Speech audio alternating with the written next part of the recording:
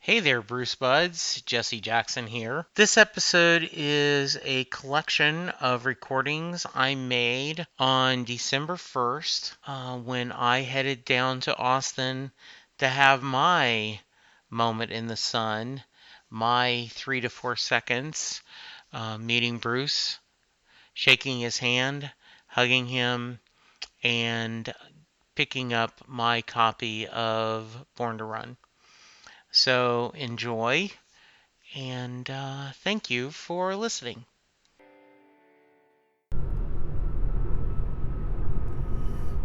Well, good morning, Bruce Buds.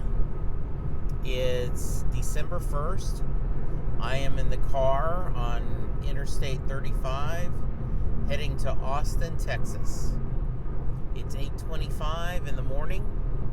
I'm about 2 hours and 25 minutes away from the bookstore, according to my GPS. And I am sitting here wondering, okay, what am I going to say to Bruce? What am I going to say to Bruce? What am I going to say to Bruce? I have my Set Lusting Bruce cards that I'm going to pass out to people that are in line promoting the podcast. Going to have my little recorder, and I'm hoping to get information, different quips and thoughts from different people in line. Then after the signing, I'll probably record a quick summary of it after in the car on the way home, and then I'll get this out as soon as I can. It's a beautiful day here in Texas. The sky is clear. It's about 45, so it's just a beautiful day. But if it was raining and overcast and ugly, I would think it's a beautiful day because, hey, I'm going to meet Bruce. So, looking forward to seeing everyone there at the signing. On a lot of the Facebook pages, Spring Nuts, Bruce Book, and etc.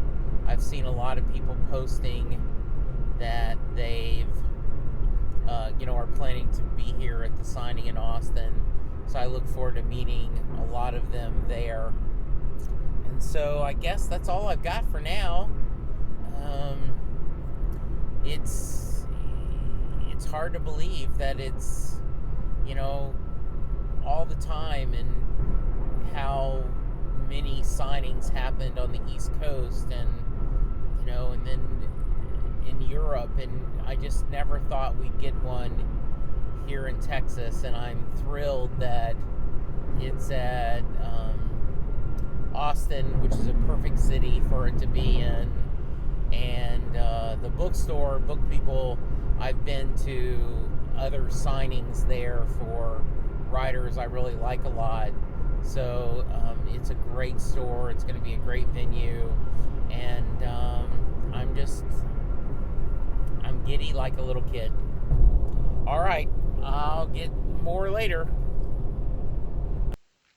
Well, now that you've heard my thoughts before the signing, here are a few conversations I had in line with the very fine Bruce fans that kept me company as they were trying to get the bosses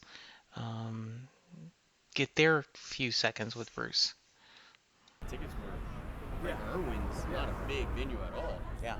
So they were like sold out, of course, like that, and they were like $500 nosebleeds. I'm a fan, but I'm not that big of a fan. Hey, I do a Springsteen podcast, so how was it? It's awesome. Did you guys good? You're very happy? Yes, yes. Cool. Awesome. For my life to be worth that. I love my teams and stuff. Yeah. Like $3,000 for a ticket. Yeah. No. Like nothing's worth that much to me. So we had a discussion at poker night about that because one of the guys went and paid, I think it was $1,000, maybe less, it was a Spurs Game 6, so he thought they were going to clinch the championship, And so he'd ask, and I said, I don't know if I'd pay anything that exorbitant for a sports, but if I had it to see Bruce, that would be. That's the thing is if I had it, I'd be like, yeah. But Like- if I had bills I had to pay too, Yeah. I'd be like, Yeah. You can kick bills down the road. Right. I tell you what, I'd find a credit card. I told my wife Linda, I said, if we win the lottery between now and next year, we are going to Australia. Yeah. We are going to go, see 2 or 3 shows, because I imagine, listening to the live show, it sounds like an amazing time. Sure. Yeah. Well, what was it? I have the DVD show of London Calling. Yeah. And that was, you Yeah. see it, it's amazing. Yeah, it is. I mean, it's unreal. But it's, he brings his, and then he also grabs the culture to whatever he's Yeah, doing. exactly. He pulled McCartney out on that show too, right? Yeah. Yeah, it's just crazy. That's amazing. Oh, it's Sorry. thinking back. I always love seeing Stevie on show with them, but one of them. Okay, the last New Orleans one I went to. Stevie was there. No, it was the. What's the guy? Tom Morello? Yeah, Tom Morello. But he pulled up. God, man, my mind's going blank. Oh, from He played John Proud Fogerty. John Fogerty, John Fogerty, and they did Proud Mary in New Orleans, which Oh, was that's like, nice. I mean, Didn't he pull Dr. John during that show Dr. too? John, yes. Yeah, he did. Yeah. He did. But I mean, I thought that was really cool. Like, I mean, I fangirled a little bit on that one. Well, the second one, I guess. Yeah, the second one I went. That one was 2012. I believe. Yeah, right? that was it. Yeah. I was like, okay, he's playing Proud Mary with Bruce Springsteen. Yeah, in New Orleans. in New Orleans. When he played Houston, he had Tom Morello with him, but he pulled Joe Ely. Yes, up on that was stage. awesome. Which is Did some that's Buddy cool, Holly man. songs, which Yeah. is cool. What I guess last year Brian Wilson was touring, That's cool. and Wow. and he was in New Jersey, and Bruce showed up and played guitar and sang on a couple of the Really? background, and all my friends, because I'm obsessed with Brian Wilson and the Beach Boys and Bruce, and I said yes. I could have died. Yeah. Forget my son getting married, forget grandchildren. If I saw Brian and Bruce on the same stage, just, Lord, take me away, I can die happy. I mean, that's the cool part of it. Like, even just from anywhere from like Brian Wilson to like say Joe Ely, it's that music underground where they all still. I mean, you think of them as, why would he need any type of input? He's the boss, but he just it's what's loves made it. his music, and it's what's made his Yeah. songwriting and everything. Yeah. Best collaboration I saw was Bruce with Fish. Oh, interesting. Oh wow. That was pretty special. Wow. Yeah. And of course, Fish can play with anybody. Exactly. They're an amazing band. Yeah.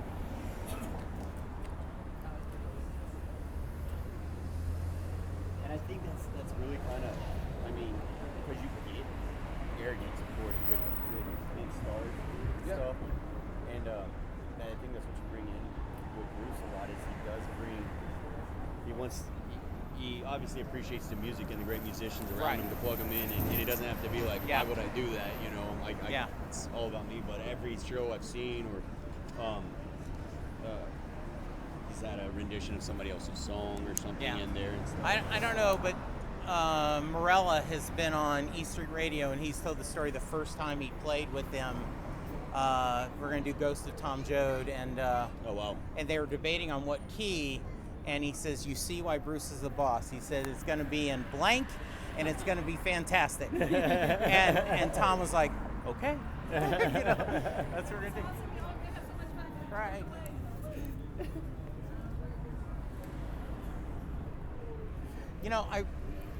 We've had a lot of discussion on why he's doing this, because he's going to sell the book anyway. Sure.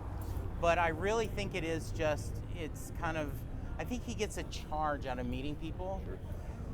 He's very good to his fan base. Yeah. Sounds like he just can't sit. So I have a question for all y'all. Yeah, that is true.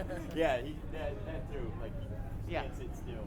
This last tour, we've seen a lot of, like, we had the guy Tom England get on stage and play Working on the Highway. We had the guy from A&M that got on stage and sang "No Surrender." You know, we've had a lot of fan interactions.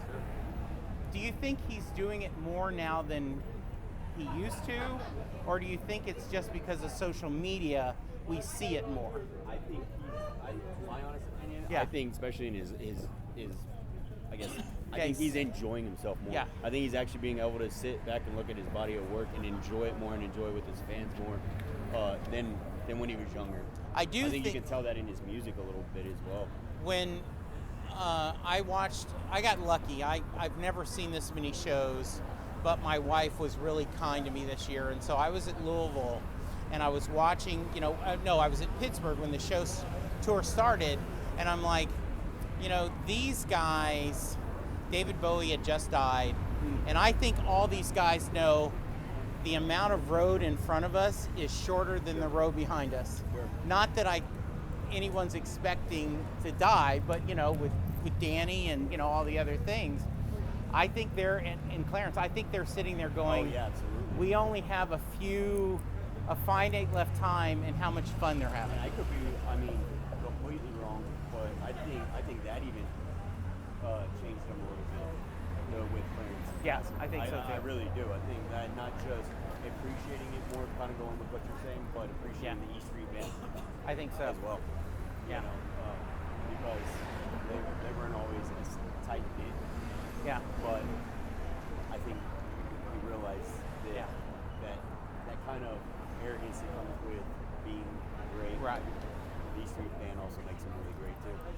So, do you have a preference there's the E Street Band and Orchestra, which is what they did with High Hopes and Wrecking Ball with the horn section, the backup singers, and now you have the lean, smaller E Street Band, which is still like 8 or 9 people. Do you have a preference of which one you like better to see live? Well, I've never seen him, so You've never seen him live? Never, no. Wow. Yeah. Never had the chance. Yeah. Living in Texas makes it tough. Yeah. It happened, excuse me, right around when I graduated high school. He was in Round Rock. And then, pardon me, I was out of town last time he came to Austin. Yeah. And then he did that keynote thing for South by. Yeah. And there was no way for me to get into that. Yeah. So that pretty much seals it. I should have gone to the Dallas or Houston shows earlier this year, but I was like, okay, well maybe either he'll hit California when I was in California, because I was in California over the summer, and I was like, maybe I'll have a chance then, or maybe he'll take mercy on Austin and show up. Yeah. Yeah, I've had no chance. Wow. I feel your pain. Like I was saying, I didn't see him live till 2002, the first time. How about yourself? You said, how about you? Do you have a preference on the band? Or do you just like him in the restaurant where you can just talk to your kid? Yeah, that's always one of my regrets, that I was like too chicken shit to go over and join them. But I was like, okay, little kid stuff. Yeah. I don't know, the first time I saw him was at Madison Square Garden. Yeah. And it was Darkness on the Edge of Town tour. And Wow. then I saw him here at the Irwin Center. Okay. And I like Darkness was just a much better, like probably my favorite album of his, and the tour was hot. Very cool. Nice. 31 shows is the only one that I'm like, I need to see and have. I'm gonna tell you. And now without Danny, it's just gonna be less without the That's how it was. Like, that's just sax player.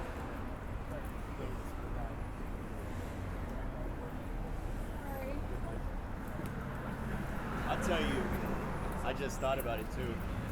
My favorite, or pretty much chilling Bruce Springsteen moment when we were at Madison Square Garden and he played Drive All Night. Yeah. It was like 9 minutes long. Yeah. That was an amazing. Yeah. That was amazing. I mean, it was just like the whole 24,000 is quiet and just like glued on him singing Drive All Night. Drive All Night. That was amazing, man. Like it was, you got goosebumps and it was just like. that's a song you typically don't hear except for this past tour. Exactly. Right, exactly. And I mean, like Well, he played in Houston, and I was shocked that he played that, and I was shocked that he played. What was it? That he did the encore version of Thunder Road by himself. Yeah. It was cool. But yeah, the Drive All Night was unreal. I remember we were at Dad. I And- remember saying that Drive All Night is one of my favorite songs. Yeah. Like never thought he was going to pursue. Oh, I mean, and just the River album altogether, like I said, I hadn't really listened to it front to back. I knew a lot of the songs on it, but, you know, before going to New York and also having to sit down and listen to the whole deal, I mean, what a complete album. Like, I mean, it had everything, too. It had every... To sit there and think of somebody, he was fairly young when he did it, too. I'm like, it's so impressive. The other thing I thought was really cool was the idea that someone in their 60s revisiting an album he wrote in his late 20s. You know, like Independence Day has a totally different feel now that he's the father. Yes. And he said that, he said something to that effect when he was there. Well, no, I hadn't seen the HBO stuff. I watched it right before we went to the concert, so it was cool to have the meaning behind every song. Right. But he, like, on the stage, it might have been Independence Day, and he said something before it, but he was saying something to the effect of, you know, I didn't realize really what I was writing at the time. Yeah. I was writing it, and now it's something totally different now that we have kids and everybody, you know, you're on the other side, you're the father, like basically what you're saying, you're the father now. Yeah. What I thought was really interesting is the Vanity Fair interview that came out before the autobiography. The writer said, have you ever thought that Born to Run is your parents' story? Because they did get out of there. They did go to California. And, you know, and he was like, I've never thought about that, but that's an interesting thought. It was really, you know, which goes back to a lot of times you're writing about things you don't realize. Sure.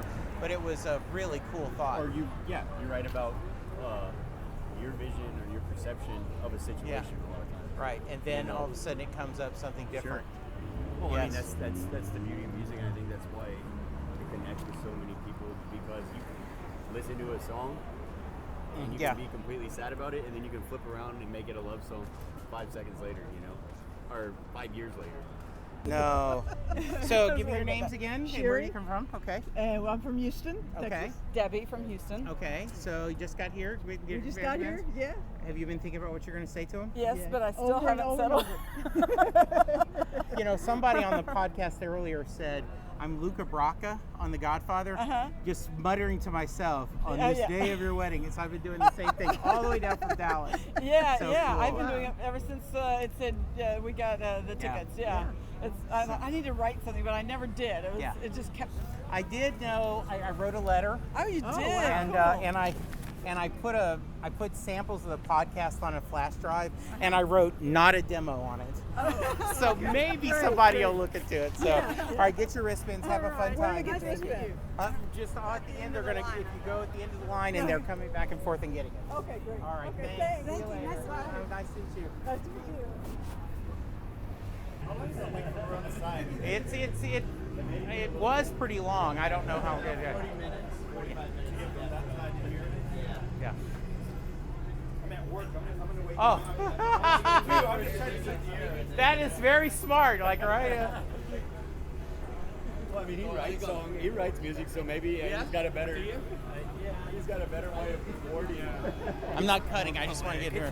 Hey. Hi. Hi. I'm Jesse Jackson. I do a Bruce Springsteen podcast, Set Lustig Bruce. So, do you mind tell me your name, where you're from, what you're planning to tell them? What am I going to say? How much time do I have? 5 to 6 seconds, 5 to they 6 say. seconds? Yeah. I'm going to say, you are my real life boss. Yeah. You're actually my boss. I have another boss, but you're my boss. Very nice. Yeah. And your name? Noah. Okay, where are you from? I'm from here. Okay, very nice. No? No? You can. Come on. Come on. It's just audio. I don't like my voice. I'm going to tell Bruce that I'm just going to thank him for, among other things, the Ghost of Tom Joad record. Yeah. And I'm from the San Joaquin Valley in California. Oh, nice. So we sort of did a good job representing kind of an underrepresented place. Very cool. In all its darkness and magic. Yeah. Very cool. Good. So, very cool. All right, so my other question is, we just did an episode where we broke down Thunder Road as a poem, like, and the road not taken, you know, comparing that. So my question is, does Mary get in the car at the end of Thunder Road? You say yes? Yeah. You're an optimist like me. I like to think so. I'm Yeah. also a woman. I feel like Right. if someone said that to me, I'd be like, yes, I'm Getting going in. anywhere with you. Yeah. Yeah. I do agree. too. Yeah. We did a poll afterwards, and Jay, who is an English teacher, made a really good argument that she wouldn't, and that that part of it is she's afraid of making that choice, and it's easier to stay where you are. I said I grew up on Walt Disney movies, so I'm gonna go for the happy ending. But in the original lyrics on the album, it says I'm pulling out of here to win. But when he sings it live, he says we. I'm almost tempted to ask him that with my 6 seconds. Yeah. Hey, does Mary get in the car? Yeah. But I don't know. That's a good one. Yeah. It is. It makes her an interesting thought. Yeah. So I please. probably won't say what I said, but I'll think of something. Yeah. It's racking my brain. Well, I've said this to several other people, and someone told me, he said, I'm basically Luca Bracca on The Godfather before the wedding. Thank you for inviting me. He's just saying the same thing over and over again. That's what I've been doing. Yeah. Right. Yeah. Exactly. Yeah. My most. What is I can't remember. Yeah. Yeah. Yeah, most humble. Yeah, the honor of your, honor daughter's of- wedding. Yeah. exactly. So yeah. That's probably how it's gonna go. Yeah, I think so too. I had a lady on the podcast talking about it, and someone said, "How are you feeling?" He goes, "My heart's beating 100 miles a minute." He goes, "Closer you get, the more it's going to beat." So yeah. So Hopefully it'll just jump out of my chest. Yeah, exactly. Then I won't have to worry about it. Thanks for talking to me a few All right, minutes. yeah, All right, likewise. appreciate it. Thanks. It's got the huge parking garage. There's a place which Bacon used to be right there. Bacon went out of business. Did they go out of business? Okay. Because I had seen conflicting reports where it's like, oh well, the piping or something like that. But a lot of times, it's just a nicer way to see it's over. I mean, Bacon's awesome. Hi. Sorry to be a puss. I do a Springsteen podcast called Set Lusting Bruce. So if you guys don't mind, just where you're from, do you have any thoughts about what you're going to tell Bruce? I hear. We don't have any time to talk to Bruce. 6 to 7 seconds. So you got to practice. You got to be like Luca Bracca in The Godfather. On the honor of your daughter's wedding, you got to be ready. So yeah. Well, thanks for your music, Bruce. That's sweet. I'm Yeah. gonna probably say thanks for taking that stand in North Carolina. Ah, very nice. Yes. Thanks for donating all of this to charity. Yeah, that's very cool. By the way, we had an episode where I had 3 or 4 fans talk about the North Carolina. If you want to check it out, thought it was a really good discussion. So cool. All right, so my other question is, we also had an episode where I had a high school English teacher join me, and we broke down Thunder Road, comparing it to the road less traveled. So at the end of the discussion, we asked the question, does Mary get in the car?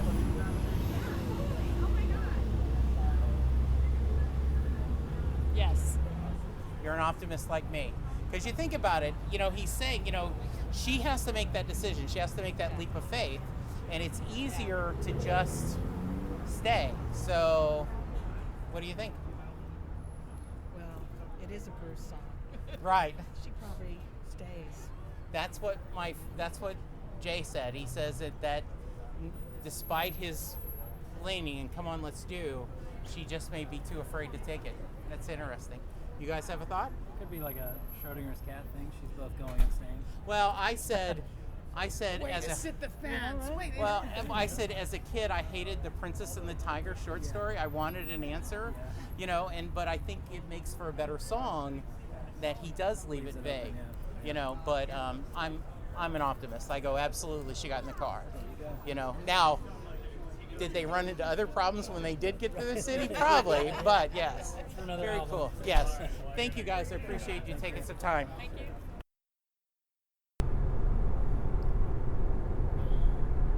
Well, I'm now in the car driving home, and I can now say that I've met Bruce. I was asked a couple of times by people in the line after I had it, and they were still in line, how was it? And I said I it reminds me of the old Kevin Pollak joke where he said, your first Tonight Show, you don't really know what you're doing.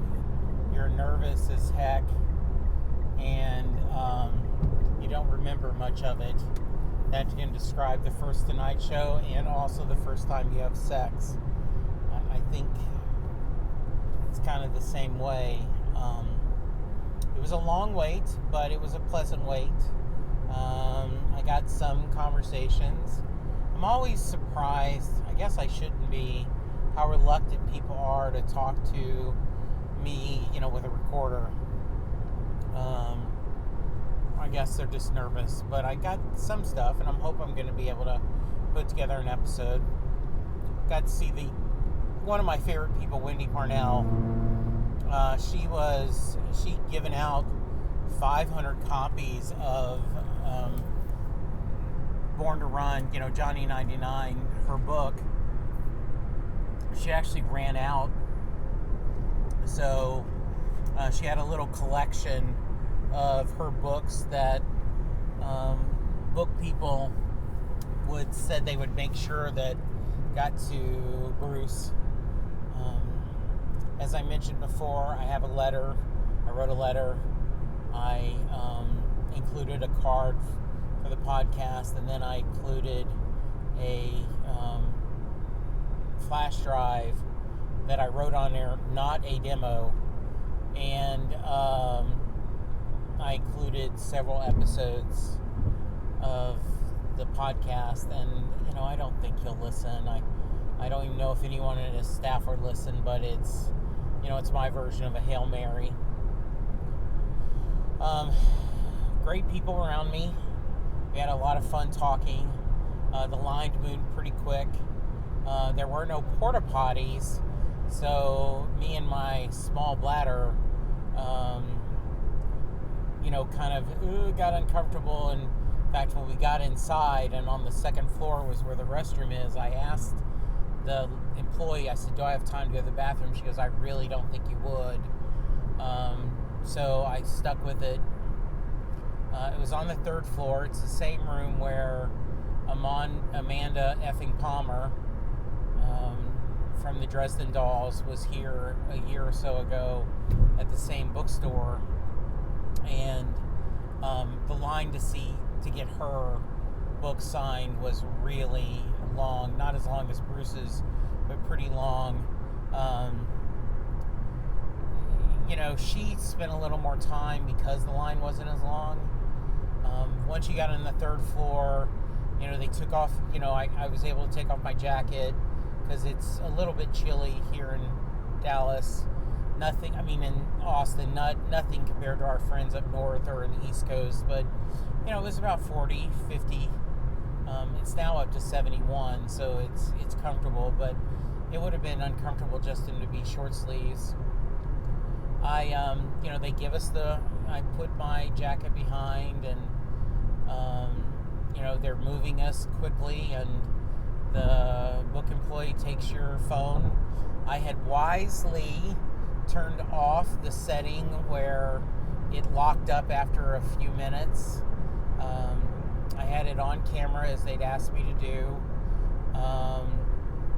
Someone was there, one of Bruce's handlers, and not anyone I recognized, but took my letter, said I'll give that to him.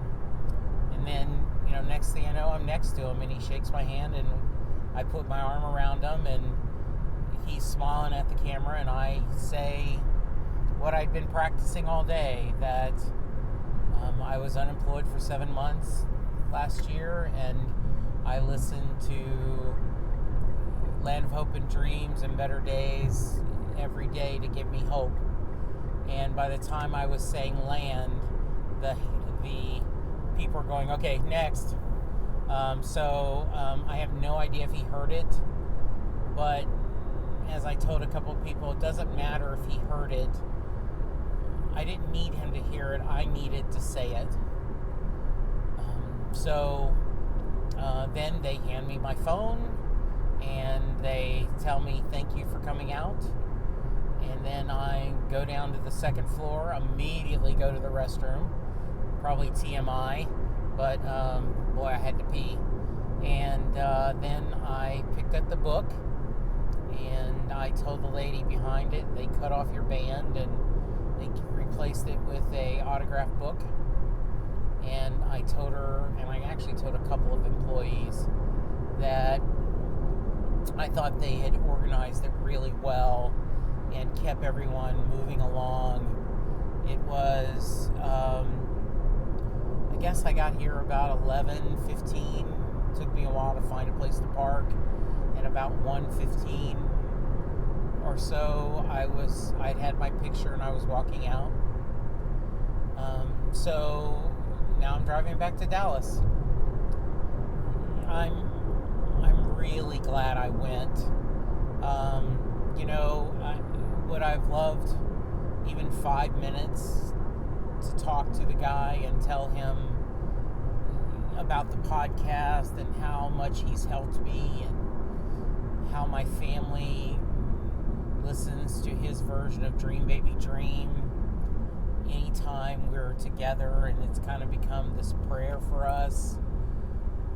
To tell him that I spoke the words "the land of hope and dreams" at Rick Lisco's funeral and at my dad's funeral. Excuse me. Absolutely. But, you take what you can get and you appreciate the moments. I got to shake his hand. I got a picture taken with him. I got to tell him a small thing of what his music helped me during one of the toughest times ever in my life. So that's enough. I gave out probably 30, 40 cards for the podcast, so hopefully I picked up a few new listeners.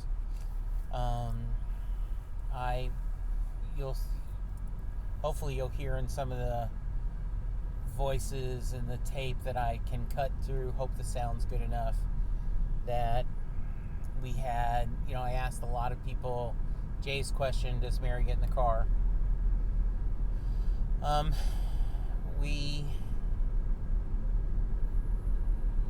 It's just, I understand, people, and I've been lucky enough to have several of you that have gone to a signing to be on the show, and I'm so grateful that you guys have shared your story, and it's just very,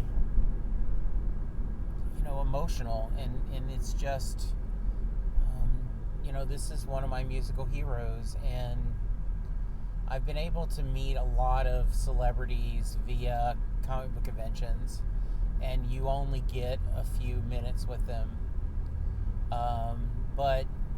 And this was even less than that, but just the idea that he was there and he came to Austin and he shared his time, that's just very, very cool. So that's it. I'm now I'm sure I'll have other things to say and other stories to share. It was funny, a lot of people who left the signing, like one guy was funny. I said, hey, I do a Springsteen podcast. No, didn't want the card. And I said, oh, how was it? Greatest moment of my life. And then just kept walking. And so the guys I was with greatest moment of my life, but I have no interest in talking to about it. Other people were very gushing and feeling great. So, definitely worth the day. I'm so grateful to my new boss for letting me have this day. Being able to share and go there is just amazing. So, thank you, listeners, for indulging my kind of rambling. It's been a really good Springsteen year, hasn't it? We've had the tour that shouldn't happen. It's a miracle tour, as Allie talked about. This was not supposed to be, and all of a sudden become this beautiful, European U.S. tour. We had him on Saturday Night Live. We've seen him several interviews, and we got the book, and now we've got the book appearances. So I personally got to see him 5 times, and now then I've met him, and I have a signed copy of his book. And coming up sometime this month, I'm going to get the audio version of the book, and I'm going to be able to hear him tell his story in his voice, which is pretty darn cool. Thank you, Bruce fans. Thank you for your support of the podcast. Thank you for the love and support you've given me. I'll talk to you soon.